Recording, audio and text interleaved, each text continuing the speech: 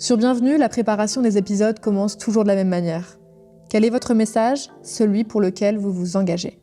Rosa Méziane nous a directement répondu qu'en tant qu'enfant d'immigrés, elle se sent investie une responsabilité de faire mieux, de réussir, pour honorer les sacrifices de ses parents. Rose, elle est autrice, entrepreneure, présidente d'Asso, mais vous la connaissez sûrement via les réseaux ou sur les plateaux télé pour ses punchlines où elle apporte de la nuance et des faits, là où la haine essaye de prendre le dessus. Mais on voulait aller plus loin que sur les plateaux télé et entendre son histoire. Je m'appelle Jeannette, et l'exil le plus proche de ma famille, c'est celui de ma grand-mère normande pendant le débarquement en 1944. Pas vraiment d'actualité. Mais les récits des personnes exilées que j'ai rencontrées et que j'ai entendues ont changé ma manière de percevoir et d'agir. Et être une femme blanche, française, ça me donne certains privilèges, que j'ai décidé de mettre au service des voix et des histoires qu'on n'entend pas assez. Et pour ce nouvel épisode, on rencontre Rosa Méziane. Alors moi, je suis colombienne. Je suis originaire de Colombes. Ça m'amuse toujours de commencer par dire que je suis colombienne parce qu'il y a toujours quelque chose d'un peu exotique alors que c'est dans le fin fond du 92 dans les Hauts-de-Seine. Et c'est vrai qu'on appelle les habitants de Colombes les Colombiens et les Colombiennes. Et du coup, je trouve qu'il y a un côté qui nous fait déjà un petit peu voyager. Je suis née dans le 92. J'ai forcément de merveilleux souvenirs dans cette ville. Je crois que tous, on est toujours un peu rattachés là où on a grandi. Je sais que quand on parle d'immigration, on nous renvoie beaucoup à des pays, le Maghreb, l'Afrique, l'Asie, mais les premiers moments de vie, ça reste quand même le lieu où on a un peu poussé les premières années. Et c'est vrai que moi, c'est à Colombes que j'ai grandi. Mon père est arrivé dans les années 70 dans les bidonvilles de Nanterre. Et quand j'étais petite, j'avais pas forcément conscience de ce que c'était qu'un bidonville en réalité. Quand je me suis documentée plus tard, j'ai compris le niveau de désœuvrement, le niveau de pauvreté et à quel point ça devait être violent d'arriver à 17 ans dans cet endroit. Et quand on parle de bidonville aujourd'hui, on a quelques exemples ici et là sous le périph ou dans quelques endroits qui s'installent en France. Mais à l'époque, le bidonville de Nanterre, c'est quelque chose d'immense, véritablement, avec énormément de baraques. Et il arrive dans les années 70. Il part à 17 ans, mais auparavant, il avait déjà quitté son village de Kabylie, à Termitine, pour la capitale, pour Alger. Et il avait 15 ans et il commençait à vendre des journaux, à vendre des tickets de tombola également, ou parfois du pain. Et je trouve ça fou que, aussi jeune, il avait la conscience de travailler et puis de vivre sa petite vie et de se construire. Je trouve ça terriblement jeune. Et donc, à 17 ans, il avait l'envie de partir en France. Et c'est comme ça qu'il a atterri dans les bidonvilles de Nanterre, là où il a commencé par faire une alternance.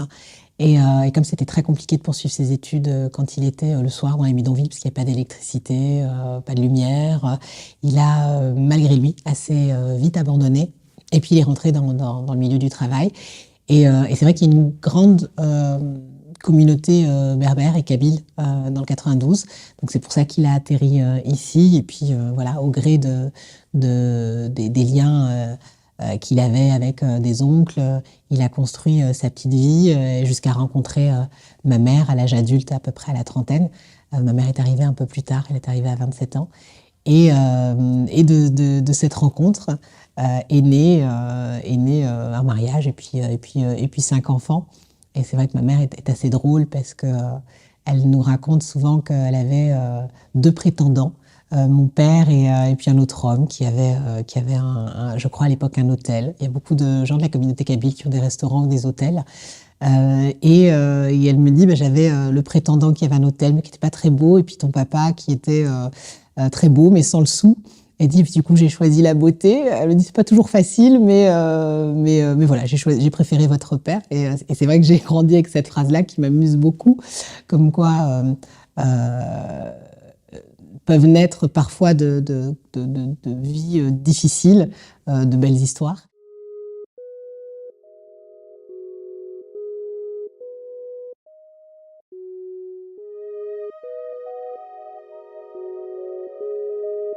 j'ai poussé dans cette ville, Colombes, parce que du coup, c'est là où ils avaient au final atterri, où ils ont construit leur vie.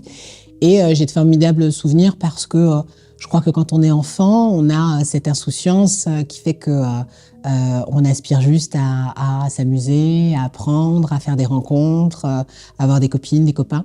Et oui, j'en garde de merveilleux souvenirs, même si on prend conscience quand même très vite du niveau de pauvreté dans lequel on est, clairement, même si on manque de rien en soi. La table a toujours été remplie, mais on s'en aperçoit parce que, par exemple, à Noël, puisque nous fêtions Noël, les jouets que l'on achetait, et on les commandait en fait à l'usine de mon père, à peu près l'été. Et puis on recevait ces jouets-là au mois de décembre. Alors c'était quelque chose d'un peu particulier de fêter Noël. Donc, nous on a compris très jeune que Papa Noël n'existait pas vraiment puisqu'on choisissait nos jouets. Mais ça participait justement de cette double culture où ça nous paraissait naturel de fêter Noël, et en même temps on fêtait aussi l'Aïd. Donc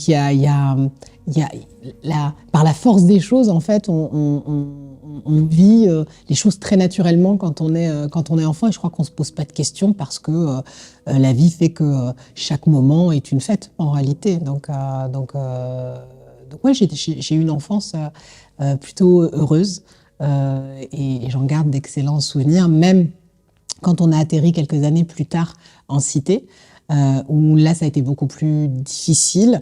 Je me souviens de la façon dont je suis arrivée au Fossé Jean à Colombes. On habitait rue Jules Michelet, donc juste en face de la tour Z.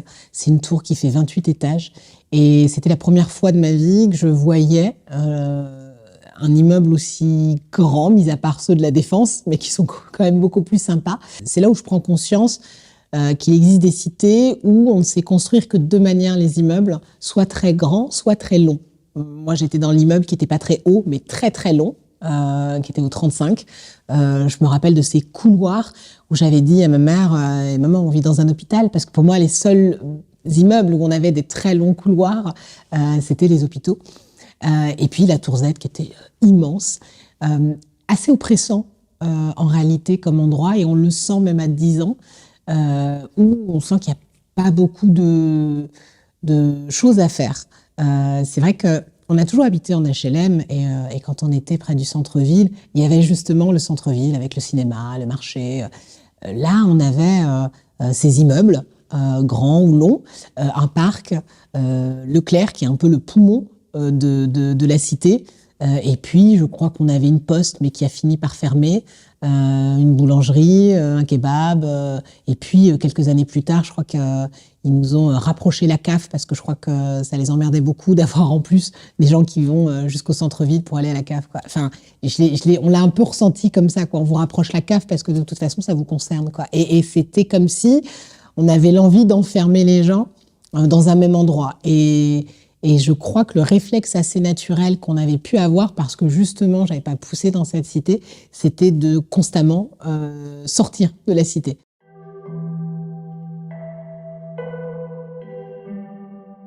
Puis quand on était en HLM, on était dans des immeubles qui faisaient 5 étages, et que ça change considérablement en fait les choses, parce qu'il y a une densité de population qui est tellement pas la même. Puis après, au-delà de la densité, c'est le trafic de drogue. Moi, j'habitais dans l'immeuble où ils vendaient. Donc c'est quand même un peu particulier d'avoir 15 jeunes, bien qu'ils étaient polis, qui disaient bonsoir à chaque fois qu'on rentrait. C'est quand même particulier de rentrer dans un immeuble où vous avez 15 jeunes qui vendent leur shit chaque soir, quoi. Donc c'était un peu particulier, d'autant que mon père est claustrophobe. Donc ils avaient tendance à couper dans les escaliers. Et mon père ne prend jamais l'ascenseur, donc il était catastrophé, et il a passé 5 années avec ma mère, chaque samedi, à aller rechercher un pavillon pour nous sortir de la cité. Et du coup, ça nous a beaucoup animés, c'est-à-dire que pour eux, c'était catastrophique d'être là, bien qu'ils avaient des amis, qui se sont fait des rencontres, c'était pas le sujet, mais ils avaient conscience, en tout cas, que c'était pas un super environnement pour pouvoir grandir, parce que le trafic de drogue inclut de la violence, Forcément, moi j'ai été témoin de bagarres, de coups de feu, d'un voisin qui a peut-être fait 5 ou 6 tentatives de suicide. Enfin, il y a des moments très heureux avec des mariages, des naissances, et en même temps une violence, une dureté de la vie qui est assez présente. Et voilà, malgré tout, on pousse, on grandit dans ces environnements. Et je crois que ça a développé encore plus chez moi l'envie de vivre et l'envie de découvrir tout ce qu'on pouvait voir ailleurs. Et je crois que en étant presque confinée là-dedans, j'avais encore plus envie d'être pas ailleurs, mais de ne jamais m'interdire d'aller autre part. Et il y avait l'envie du beau. Je trouvais qu'on ne faisait pas l'effort de faire de belles choses dans ces quartiers. Il y a des gens super, mais on sent qu'il y a quand même un côté très rudimentaire. Rien que les commerces que j'avais décrits, une boulangerie, un supermarché, enfin voilà, on est sur le service minimum. Et ça, c'est assez particulier et on le ressent parfois même très jeune en réalité.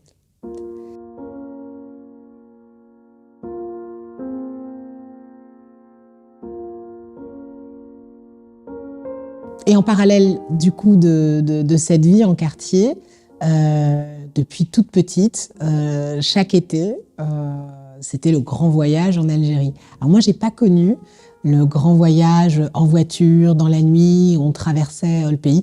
Je crois que mon père avait terriblement peur de l'accident.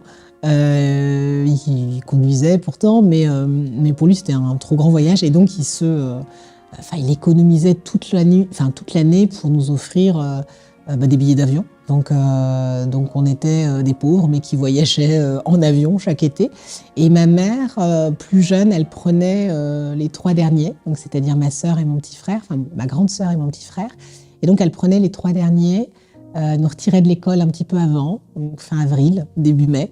Et donc on atterrissait en Algérie à cette période. Donc on allait à l'école en fait sur la fin de l'année en Algérie. Les cours se faisaient tantôt en français, tantôt en kabyle.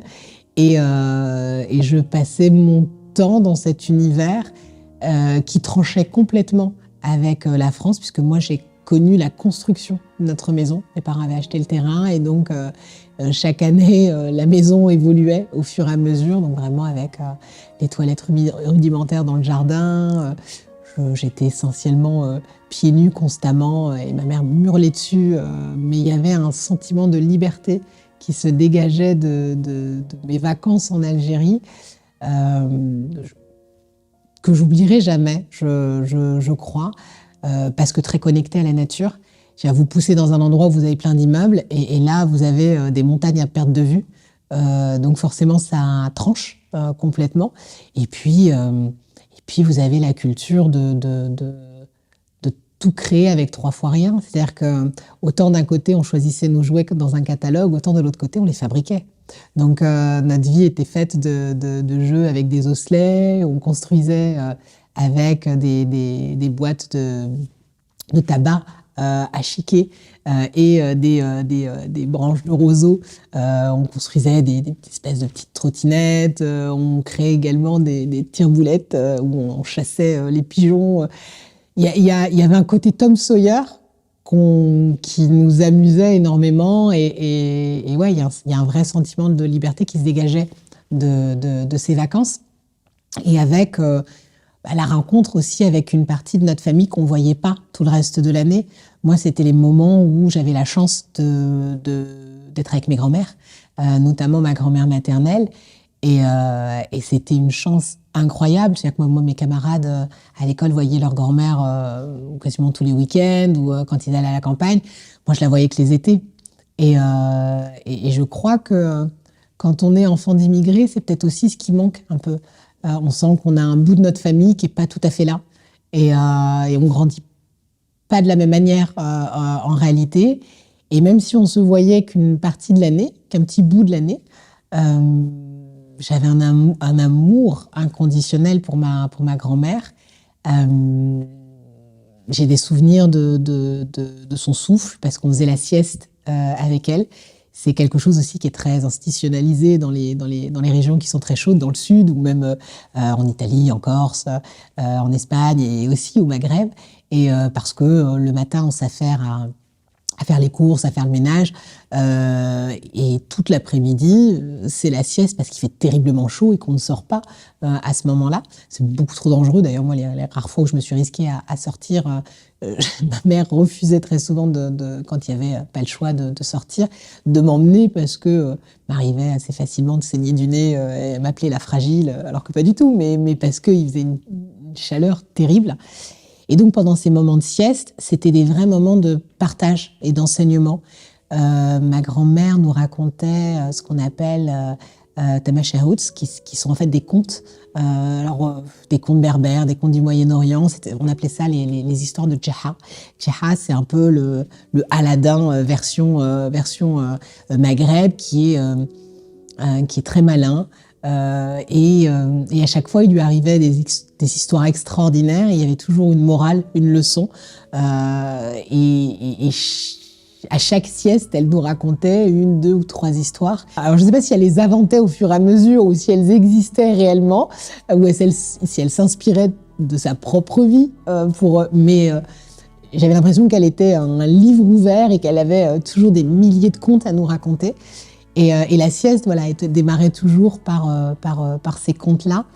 Elle était l'une des rares, d'ailleurs, en Algérie, à avoir un vrai lit à ressort, parce que chez mes parents, par exemple, on dormait essentiellement dans des paillasses, et ma grand-mère avait un lit, et j'adore. Enfin, on était 2, 3 avec elle autour du lit, puis les autres sur des paillasses, et c'est des moments incroyables où on tisse un lien indéfectible, parce que j'ai appris le berbère assez naturellement, bien que ce soit pas ma langue maternelle, puisque c'est la langue maternelle de mes parents. Mais quand on est petit, on apprend assez naturellement les choses, et je crois que ça participe aussi à cette question de transmission. Et donc ces contes-là, elle nous les racontait en berbère. Alors ma grand-mère parlait français, mais elle nous parlait essentiellement en kabyle. Et je crois que ça m'a beaucoup construit dans ce lien intergénérationnel qu'il faut faire perdurer, peut-être aussi sur le respect qu'on peut avoir à l'égard de nos anciens et sur le fait que ce sont des vraies bibliothèques au sens de transmission du savoir. Et je garde des vrais souvenirs de cela.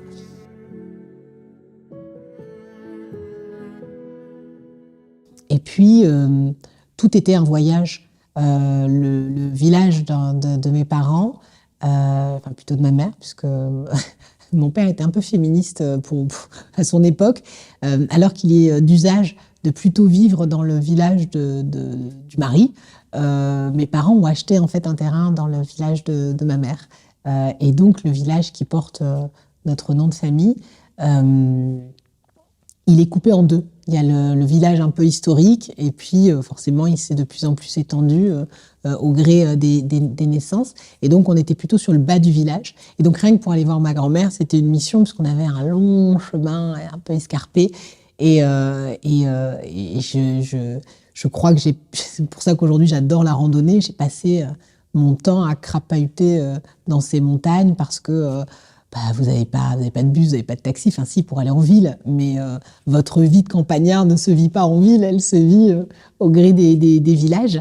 Et ouais, je crois que la plupart du temps aujourd'hui, quand j'ai besoin de réfléchir, j'ai tendance à vouloir marcher, à faire des randonnées, et ça vient clairement de là, de tous ces moments, de tous ces étés très chauds où pour aller voir quelqu'un, il fallait traverser de longues montagnes ou des chemins très escarpés, et ça m'a beaucoup forgé en réalité. Et je me rends compte qu'il y a plein de moments de mon enfance qui m'ont beaucoup construite, comme aujourd'hui mon amour du débat.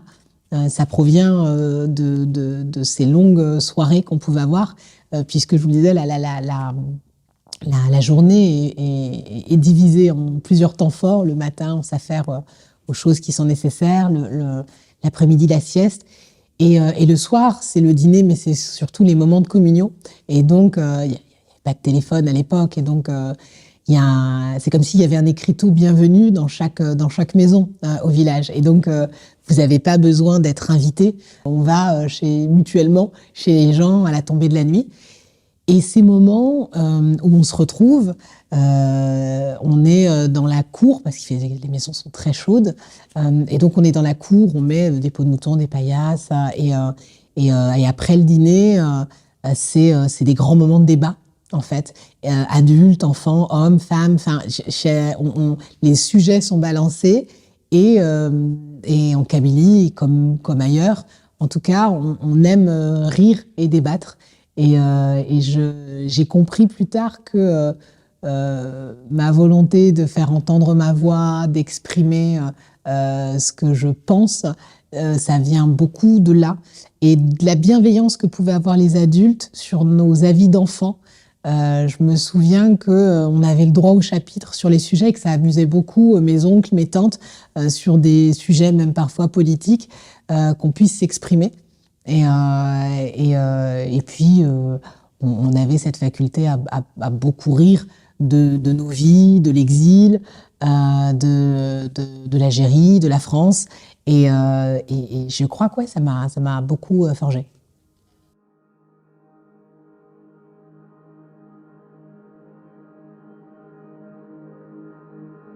Quand on est enfant d'immigrés algériens, c'est comme si, un peu, malgré nous, on convoquait le passé,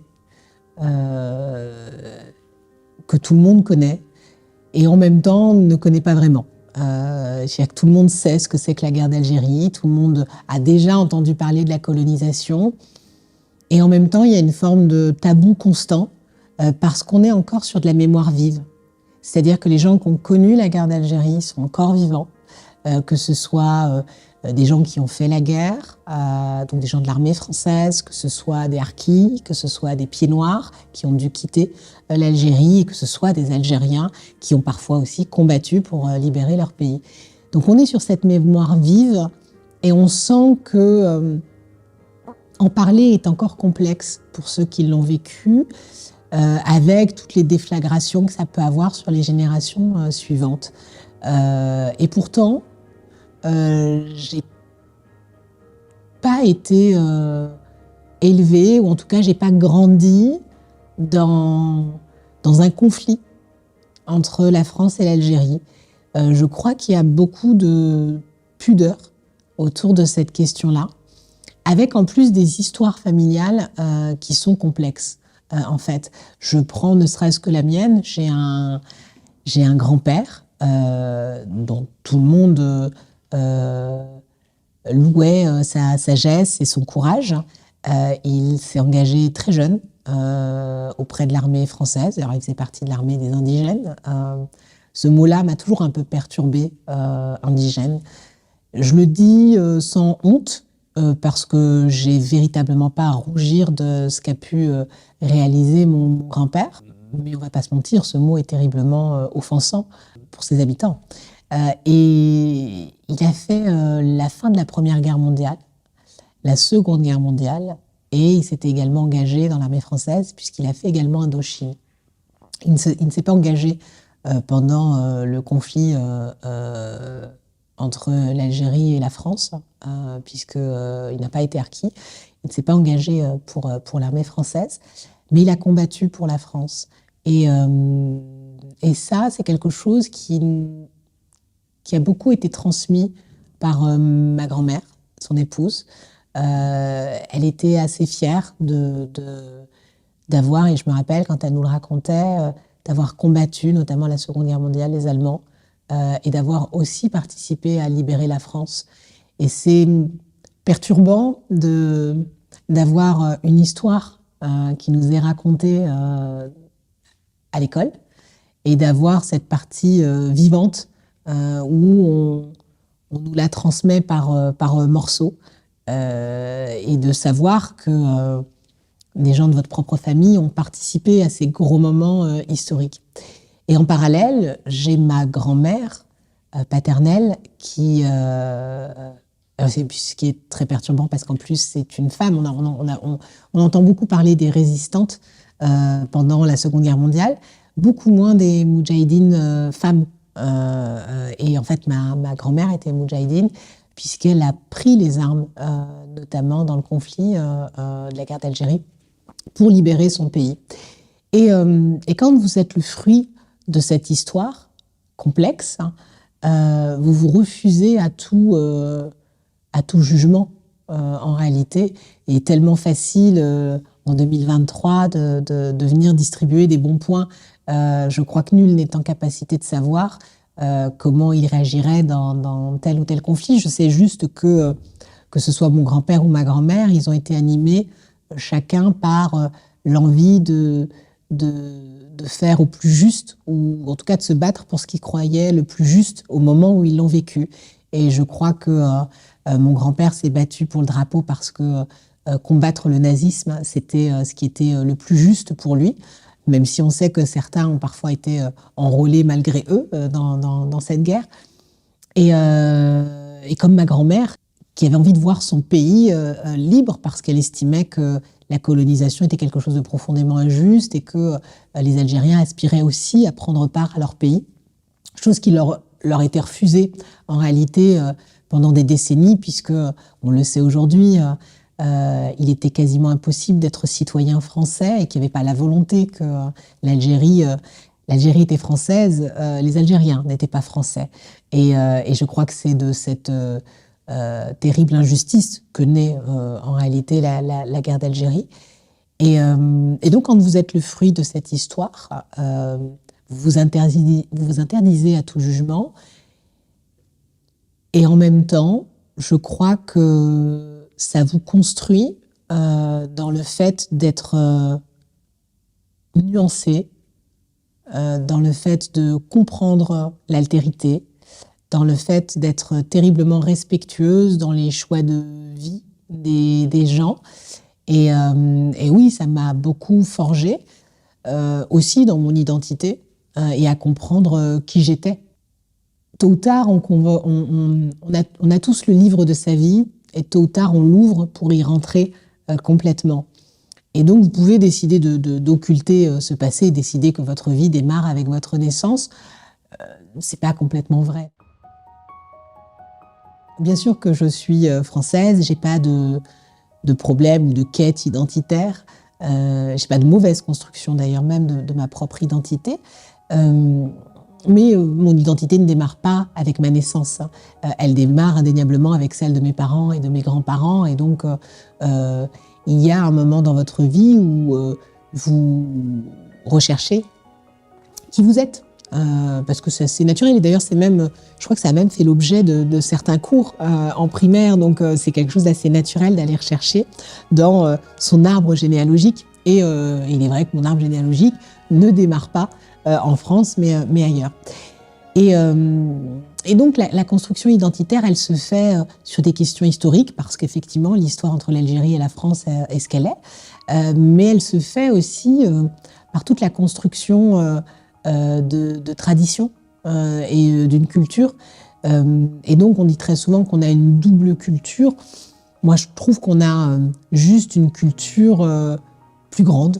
En fait, la double culture, c'est comme si elle s'opposait, alors que je crois qu'en réalité, elle se complexe, et bien avant moi d'ailleurs, je le dis, je crois que l'Algérie est un peu française et que la France est un peu algérienne.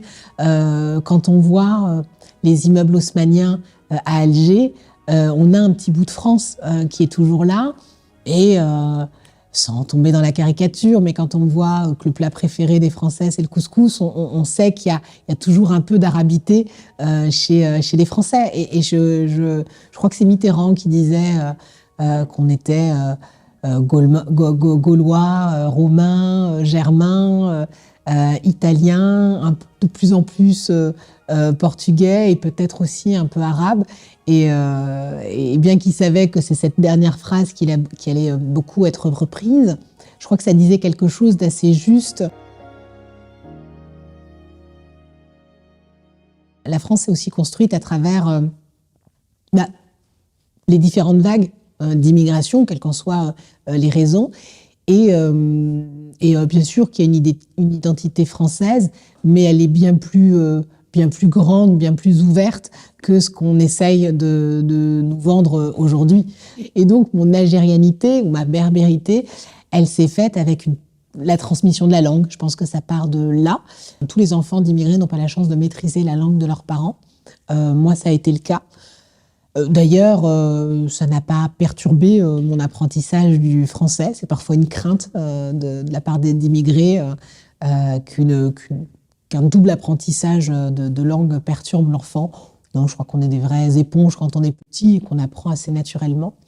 Et puis, ça va aussi sur l'apprentissage de son. C'est-à-dire que la musique aussi vous forge terriblement. Moi, j'ai des références musicales qui vont d'Aznavour à Mato Blounès. Et donc, ça compose aussi ma richesse musicale, quelque part. La berbérité, c'est aussi tout un ensemble de traditions liées à la fécondité, par exemple, à la construction de la famille. Vous avez certaines fêtes qui sont célébrées, comme le Nouvel An berbère. Donc, il y a tout un ensemble de significations, ne serait-ce que sur les signes berbères. Et donc, on invoque beaucoup la nature. Et donc, ces choses-là m'ont été transmises. Et donc, un peu comme des traditions bretonnes, corses ou du sud-ouest, c'est des choses que vous gardez, en fait. Et qui ne viennent jamais être en confrontation avec une quelconque francité que vous construisez d'ailleurs au quotidien. Plus jeune, il y a toute une période où nous n'allions pas en vacances. Pendant les petites vacances, puisque c'était beaucoup l'été en Algérie, mais pendant les petites vacances, nous partions nulle part. Et donc, il y avait une association qui permettait en fait aux enfants de quartier ou aux enfants de familles modestes d'aller en Belgique. Et donc, moi, j'ai de nombreuses vacances scolaires en Belgique avec ma sœur, à la campagne. Où on était à la ferme, ce qui changeait du coup pas beaucoup de ce que nous vivions en réalité en Kabylie. Et donc où j'allais traire les vaches, où nous allions le dimanche à l'église. Et donc on vivait en totale immersion dans une famille belge. Et je crois que ça aussi, ça a construit terriblement. Moi aujourd'hui, j'accorde beaucoup d'importance aux sites architecturaux. Et donc, les églises en font partie. Et je suis fascinée par la construction des divers édifices. Et je crois qu'il n'y a pas un village où je passe, où je ne visite pas l'église, parce que je trouve qu'il y a toujours de formidables choses à apprendre, bien que ce soit un lieu de culte. Et je crois que ça a été beaucoup forgé par ces messes qu'on vivait le dimanche. On savait bien que c'était pas forcément notre croyance, mais ça a cultivé chez moi un profond respect de tous les cultes et aussi la capacité à voir la beauté dans ces édifices que peuvent être les églises aussi. Donc c'est pour ça que je trouve que on est très réducteur avec ce que peut être une identité en réalité, parce qu'elle doit forcément s'arrêter à une origine ethnique, à une croyance, à un lieu de vie. Et en réalité, elle est composée de tellement de choses beaucoup plus complexes que cela. Et je crois que dans chaque rencontre, chaque moment, chaque environnement, on cultive énormément cela. On veut nous vendre la culture française comme un peu une image d'Épinal. C'est Éric Ciotti qui disait il n'y a pas longtemps la France des montagnes. Je trouve que ça sonne un peu comme une jolie musique, comme le début d'un poème. C'est ça, la France, mais c'est pas que ça en réalité. Et j'adore la nature. Enfin, vraiment, on vit dans un pays magnifique. En termes de nature, véritablement. Mais ça me renvoie aussi beaucoup à un certain nombre de régions de wilaya en Algérie que j'ai pu visiter et qui sont aussi sublimes. Je crois que, en réalité, chaque chose qui nous émerveille et qui nous construit vient convoquer chez nous des petits bouts de notre identité. Et j'y vois pas là des différences, j'y vois au contraire beaucoup de similitudes. Beaucoup de similitudes. Donc c'est pour ça que j'ai jamais vécu mon identité avec une forme de confrontation des cultures. Aujourd'hui, ça paraît tellement naturel, en plein Paris, de fêter le Nouvel An chinois. Et ça choque strictement personne, et c'est tant mieux, parce que c'est une partie de la vie parisienne, de célébrer le Nouvel An chinois. Et je crois que c'est aussi ça qui est beau dans l'identité française, c'est d'être capable en fait d'absorber des petits bouts d'ailleurs. Et je crois que si nos identités sont capables d'être aussi plurielles, c'est parce qu'on a, en même temps que le pays des Lumières, on a aussi la capacité de s'ouvrir aux autres. Bien que ce ne soit pas quelque chose de très évident dans la période dans laquelle nous sommes aujourd'hui, mais je crois qu'en réalité, ce qui nous a beaucoup forgé en tant que Français, c'est notre capacité à être beaucoup plus ouvert sur le monde. Et je crois que c'est quelque chose justement qu'on doit savoir garder dans notre identité française, c'est notre capacité à nous ouvrir aux autres.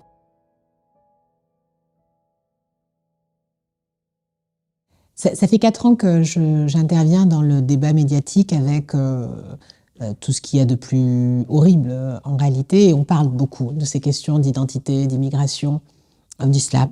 Bien que je sois concernée en réalité par un certain nombre de ces sujets, j'ai jamais convoqué ma propre vie personnelle pour débattre de ces sujets. Je suis quelqu'un de très factuel, c'est-à-dire que quand je vais parler d'immigration, je vais parler des chiffres. Quand on va vouloir la lier à la délinquance, je vais convoquer des études sociologiques. Je préfère construire mes arguments au-delà de ma petite personne ou de ma propre expérience de vie. Je suis tellement au clair avec qui je suis, et je me construis tellement pas dans le regard des autres, et encore moins dans un regard haineux, que ça ne m'atteint pas au sens émotionnel du terme, les insultes ou les outrages qu'on peut entendre sur les plateaux. Par contre, ça décuple mon envie, en tout cas, de vouloir démonter point par point ces outrances. Et parce que j'ai conscience, et ça s'est vraiment accentué d'année en année, avec les milliers de messages que je reçois et des rencontres que je fais, du sentiment d'humiliation que ressentent un certain nombre d'immigrés ou d'enfants d'immigrés lorsqu'ils allument leur télé. Et je crois que un peu malgré moi, je me suis retrouvée en fait à vouloir rendre justice à ces milliers d'habitants, ces milliers de Français qui se sentaient offensés quotidiennement. Et puis parce que c'est tellement éloigné de ce que c'est que la France et de ce que sont nos valeurs. De façon constitutionnelle, la liberté de culte, de conscience, notre égalité de traitement à l'égard de la loi font que on ne doit jamais renvoyer les gens à leur origine, leurs croyances ou leurs opinions politiques. Et c'est pourtant ce que l'on fait quotidiennement sur les plateaux. Donc ça ne m'a pas atteint à titre personnel, mais par contre j'en ai fait un peu un cheval de bataille par rapport aux milliers de messages que je recevais de gens qui me remercier parfois d'avoir juste ressenti un peu de dignité en m'écoutant. Et donc je crois que ça m'a en partie un peu animée à un moment. J'avais conscience que ce qu'on entendait à la télé était assez lourd. Certains appellent ça des micro-agressions. Je crois que c'est assez juste. Et donc du coup, oui, j'ai continué de défendre mes convictions, mes opinions. Pas parce que j'étais concernée par ces sujets, mais parce qu'on fait offense terriblement à notre pacte républicain. Et je crois que c'est surtout en tant que profondément française que je prenais en tout cas un plaisir à venir démonter point par point la haine qui parfois se propage sur l'espace médiatique. Ouais. L'exil, bien que ça puisse être un choix, est toujours une déchirure. J'ai la chance de grandir avec mes parents et de les avoir toujours à mes côtés. Ça n'a pas été le cas pour mes parents. Et en tant qu'enfant, je l'ai ressenti. Je l'ai ressenti pendant les années de terrorisme, par exemple, puisque nous n'allions plus en Algérie. Ma mère a continué d'y aller parce qu'elle avait sa maman et que c'était très compliqué pour elle de pas la voir quotidiennement.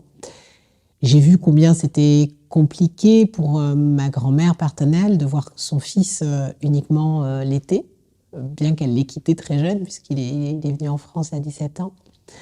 J'ai vu combien c'était compliqué de gérer le décès aussi de mes grands-mères, puisque le manque, je crois qu'il est encore plus décuplé quand vos proches sont enterrés de façon lointaine aussi.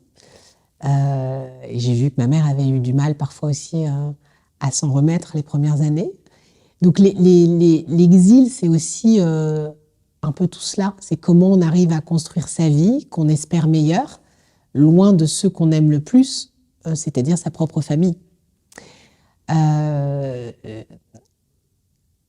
Donc, quand on voit ce niveau de sacrifice, il est compliqué, ou en tout cas moi, chez moi, ça a été un moteur, de devoir faire mieux. Quand je dis faire mieux, j'ai une profonde admiration pour mes parents, sur leur capacité, avec les moyens qu'ils avaient, d'avoir élevé 5 enfants, de nous avoir transmis de l'amour, des valeurs, et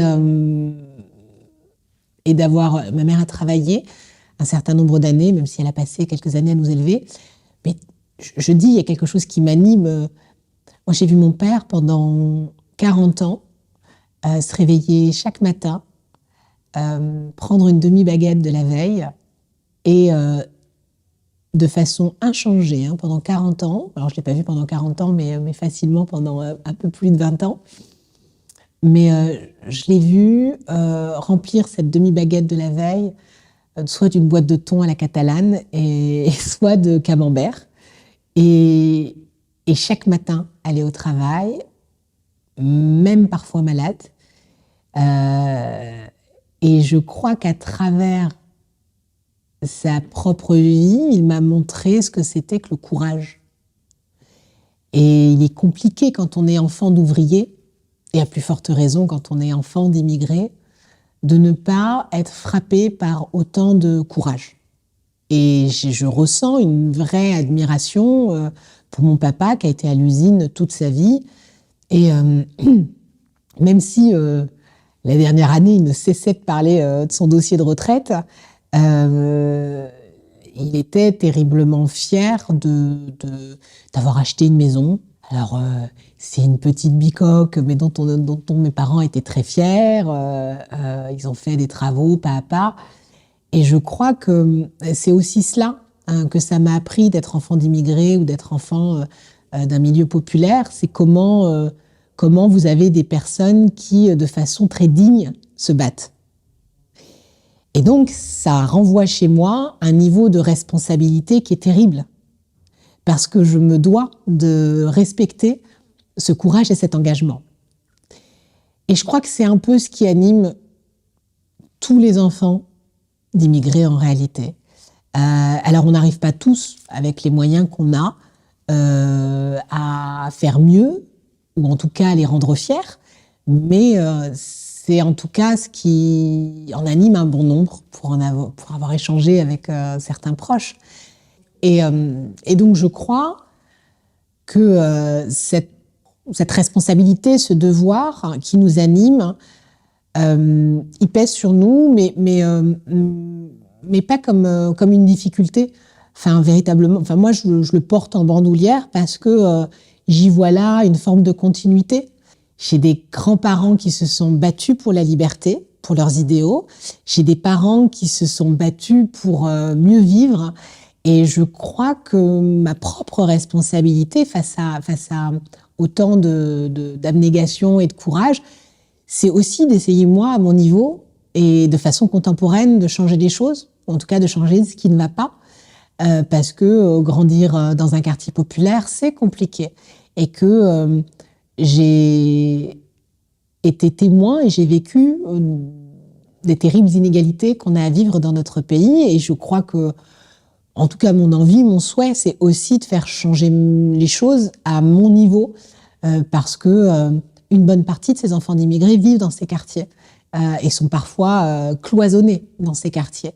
Et le devoir, en tout cas, moi qui m'anime et qui anime, je crois, un bon nombre de personnes, c'est aussi de changer les choses.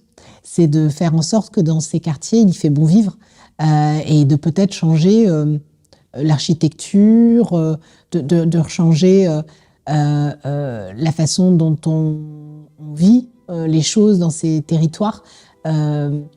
J'oppose toujours les habitants et l'environnement dans lequel on vit. Il y a des gens extraordinaires dans ces territoires. C'est pas eux qu'il faut changer. C'est la façon dont on les enferme sans même mettre des barrières. On les crée. On les crée au niveau des transports, on les crée au niveau économique, on les crée au niveau de l'éducation et puis on les crée aussi au niveau de la nation. Et ne serait-ce que dans la façon dont on parle d'eux. Ma responsabilité, oui, je crois que c'est d'essayer un peu de changer ces choses-là, au regard de tout ce qui a été fait avant moi. Oui, je crois qu'on porte aussi un peu cette responsabilité et donc notre devoir, c'est de changer les choses. Et peut-être que les générations futures, si nous, on doit changer les mentalités, peut-être que les générations futures seront là pour en partie diriger ce pays ou être des éléments de pouvoir, enfin en tout cas d'être juste des enfants de la nation et de construire et de bâtir dans la continuité, parce que je crois que c'est ça en réalité le sens de tout ce fil en fait qui se construit. C'était le dernier épisode de cette première saison de Bienvenue, le podcast de Comoon Media, et on espère qu'il vous a plu. Si ce n'est pas encore le cas, on vous invite à aller écouter les autres épisodes de la saison et à nous suivre sur les réseaux à @comoon.media. L'équipe de Comoon remercie tous les invités qui sont venus dans cette première saison. Mohamed Nour, Bouchra, Yousra, Louise, Fatemeh, Mehdi, Karam, Milad, Jason et Rose. Je remercie toute mon équipe pour cette première aventure réussie et merci à vous de nous avoir écoutés et soutenus. On se retrouve à l'automne dans une nouvelle saison de Bienvenue. À très bientôt.